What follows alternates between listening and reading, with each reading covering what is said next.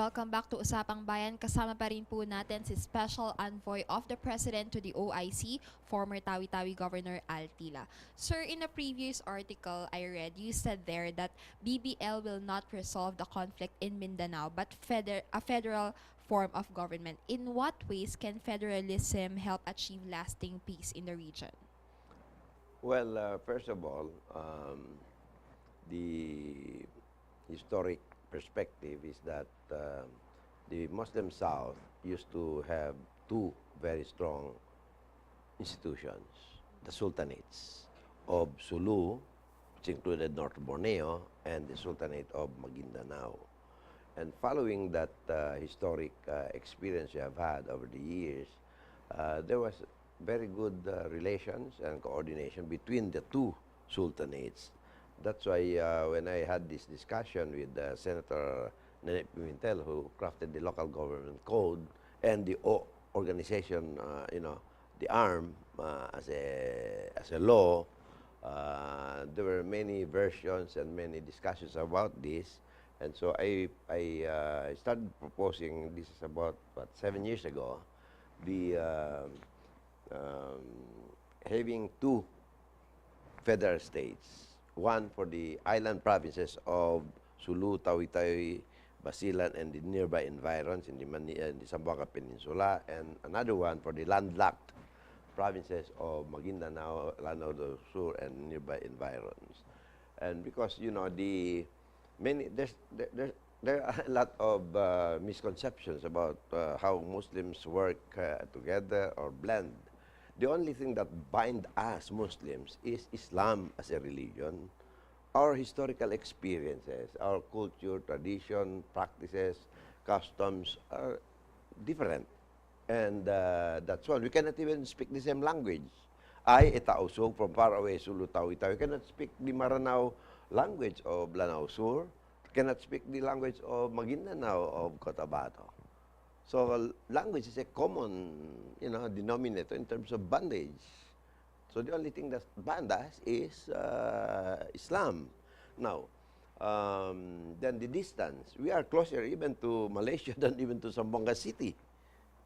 And when I was governor, I had to cross the, travel that far, fly from Tawi-Tawi to Zamboanga, Zamboanga to Manila.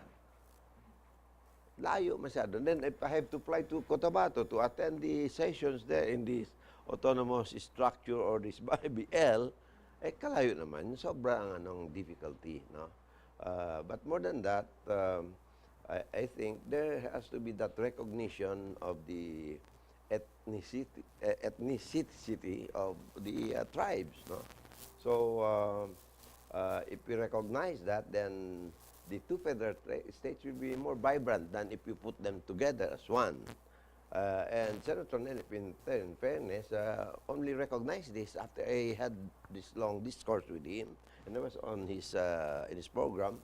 So with the former spokesman of the MILF, Id Caballo, who was a guest on one of the TV programs, and he said the proposal of our brother, former Governor Tillah, is viable to have two federal states rather than have one federal state for the Muslims. Were you able to discuss that to the current administration, sir? I'm Your part proposal. of this administration. Yeah, I mean to the I will be attending the hearings, and I'm sure I'll be invited by the Senate once this bill will, be presented. So with the lower house committees on the subject that will tackle it, I'll attend both hearings, and there I will put in greater, heights the wisdom behind having two federal states. Just moving to another very hot topic in Yes. the case of the situation in Marawi. No? Yes. What can you say about that? Why it happened? Why what can we do about it? And how long will that situation still be ongoing? First of all, it's a sad commentary, what's happening in Marawi. I was there a month earlier, because I always visit, all the provinces in Mindanao, particularly Muslim provinces, and, Marawi is the Baguio, or the cold country in the south.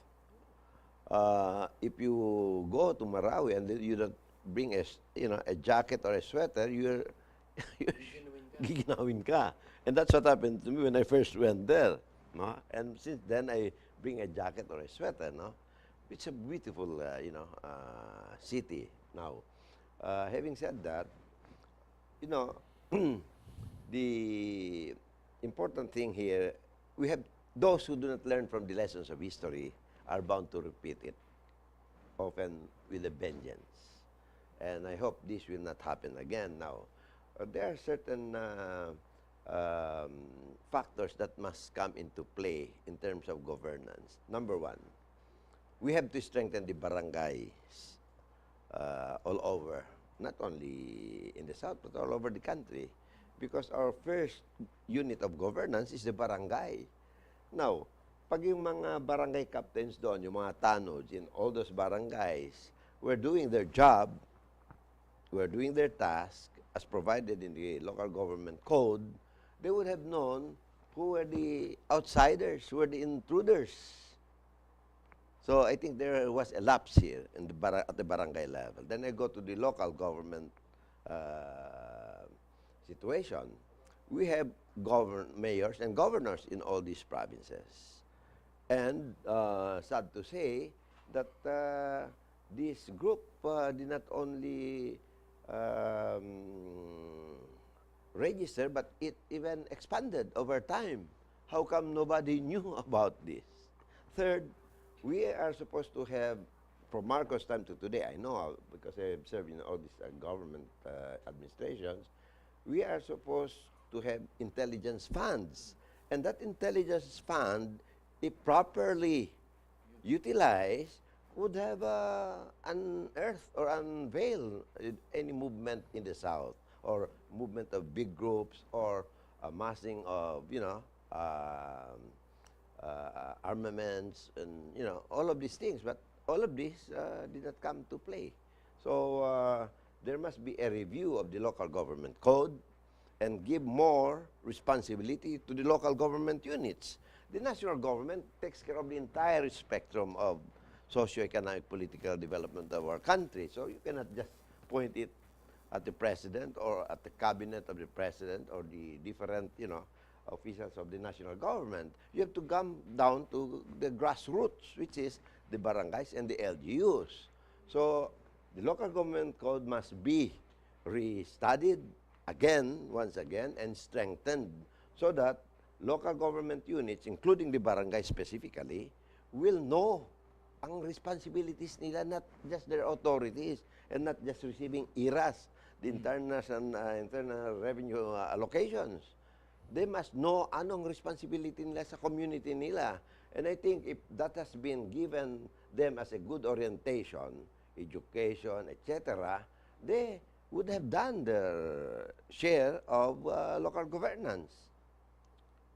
Sad to say, I think there was a lapse or even a collapse of local consciousness in terms of who were the people coming in and out of these areas. Just as a follow-on question to Yes, that, please. how is the Maute group able to sustain Yes. such a long-term, siege, no? And at the same time, is it confirmed that this is being funded by outside groups, particularly ISIS? Well, I have a network of leaders since I was governor of Tawi, and the second Mindanao executive function I had was when I was the administrator of the Southern Philippines Development Authority, based, headquartered in Davao City. That's where I touch base often with the mayor, who is now our president, no? From the network of leaders I have, Mindanao-wide, what they told me was, this Mauti is a big family, and relatively better off than many other families, and very religious family. As a matter of fact, some of the members attended studies in some Islamic schools outside of our country. And so they were very peaceful people and very religious. Now, how it turned otherwise in terms of what activities they have gone into is a big question now. Having said that, there were also feedback I got from people on the ground on narco-politics. And, in the Muslim areas, talagang madugo ang local politics eh. I think much more than even Luzon, no? So, politics may have had some bearing on this, partisanship. Then, of course, the Islamic, they call it the Islamic fundamentalists or extremists and all that. In Islam, basically, if you are a Muslim and you know your religion that well, just like any sect or any religious organization you are with, Islam means peace. So how can adherents of Islam,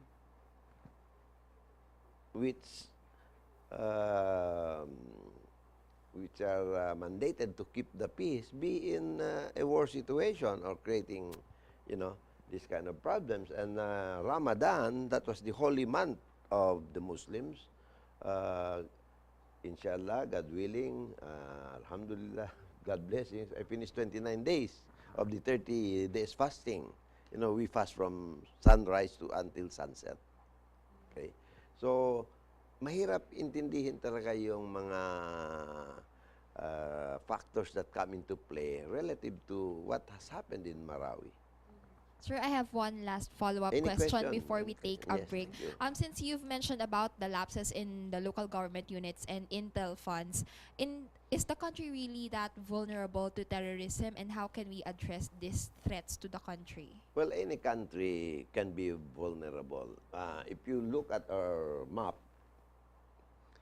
from north to south, especially in the south, we have a big, area of seawater, And how many Navy boats do we have? How many patrol boats do we have? We cannot even patrol the entire of the Sulu, Tawi waters. And it's good you ask this because let's first start with the geography and the facilities we have. I think our government, the national government, must strengthen our naval facilities because we are more sea than land in terms of maritime nation. Especially in the south, I think we should beef up the Navy in terms of the patrol boats they have in these areas. No, sad to say, since this governance of from way back, kulang na kulang ang support sa Navy. So if there's one unit in the armed forces that must be strengthened, it's the Navy. It's the Navy. Thank you, sir. Please stay tuned. Magbabalik pa rin po ang Usapang Bayan. Kasama pa rin po si former Tawi-Tawi Governor Tillah.